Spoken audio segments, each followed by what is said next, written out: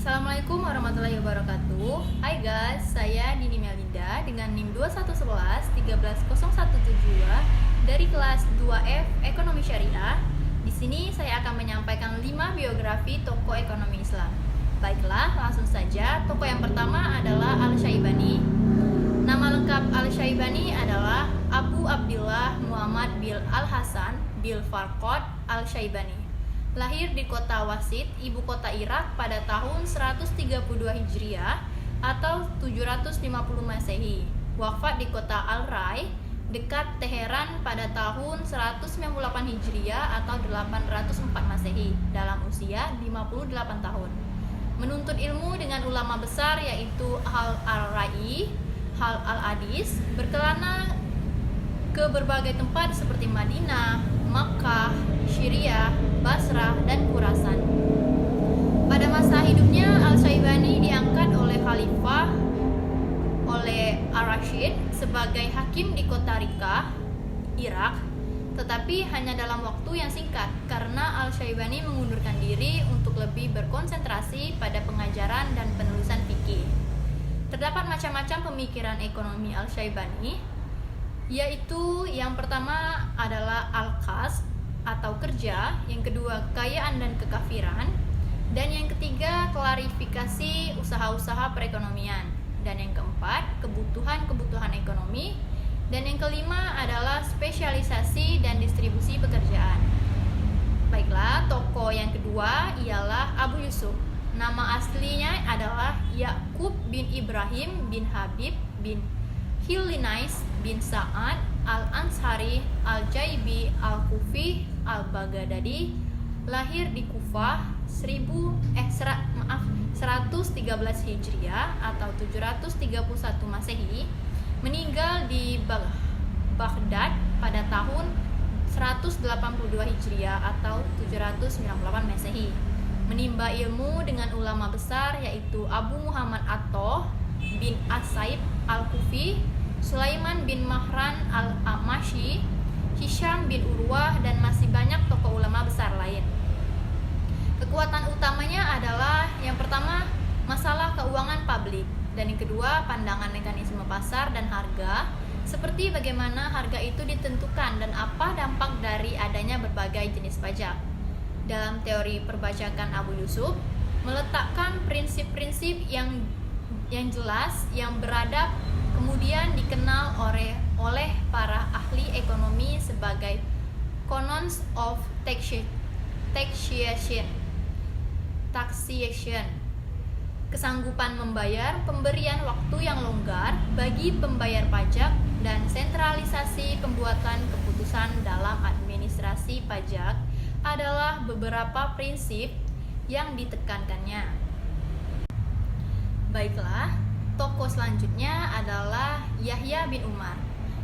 Yahya bin Umar merupakan salah seorang fuqaha mazhab Maliki, bernama lengkap Abu Bakar Yahya bin Umar bin Yusuf Al-Kanai Al-Andalusi. Lahir pada tahun 213 Hijriah, dibesarkan di Cordova, Spanyol. Yahya bin Umar menetap di Kairouan, Afrika, dan menyempurnakan pendidikannya kepada seorang ahli ilmu faraid dan hisab, kepada Abu Zakaria Yahya bin Sulaiman Al-Farizi.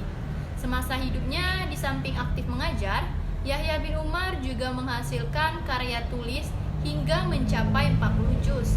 Di antara berbagai karyanya yang terkenal adalah Kitab Muntakhabah fi Ikhtisar Al-Muqtahijrah fi Al-Fiqih Al-Maliki, dan Kitab Ahkam Al-Suq.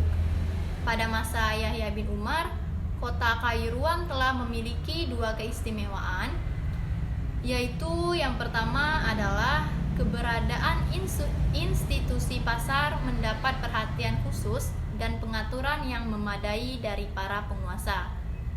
Dan yang kedua, dalam lembaga peradilan terdapat seorang hakim yang khusus menangani berbagai permasalahan pasar. Baiklah, yang tokoh selanjutnya adalah Al-Mawardi. Nama asli Al-Mawardi ialah Abu Al-Hasan Ali Abu Muhammad bin Habib Al-Mawardi, Al-Basri, Al-Syafi'i lahir di kota Basrah pada tahun 346 Hijriah atau 974 Masehi. Menuntut ilmu kepada Al-Hasan bin Ali bin Muhammad Al-Jabri, Muhammad bin Abdi bin Zuhar Al-Mankiri, Ja'far bin Muhammad bin Al-Fadal, dan lain-lain. Karena merupakan salah satu tokoh besar mazhab Syafi'i ini dipercaya memangku jabatan qadi atau hakim. Pada masa pemerintahan Khalifah Al-Qaim bin Amrillah Al-Abbasi, mempunyai 3 karya tulisan. Yang pertama adalah Kitab Ad-Dunya wa Ad-Din atau perilaku ekonomi muslim dan jenis mata pencarian. Yang kedua ada Al-Hawi atau salah satu pandangan Islam tentang mazhab. Yang ketiga Al-Hakam Al-Sultaniyah atau sistem pemerintahan dan administrasi negara Islam. Teori keuangannya publik selalu terkait dengan peran negara dalam kehidupan ekonomi. Menurut Al-Wardi, berpendapat pinjaman publik harus dikaitkan dengan kepentingan publik, dapat dibiayai dari dana pinjaman publik. Perpajakan menurutnya adalah penilaian atas kharaj harus bervariasi sesuai dengan faktor-faktor yang menentukan kemampuan tanah dalam membayar pajak, yakni kesuburan tanah, jenis tanaman, dan sistem irigasi.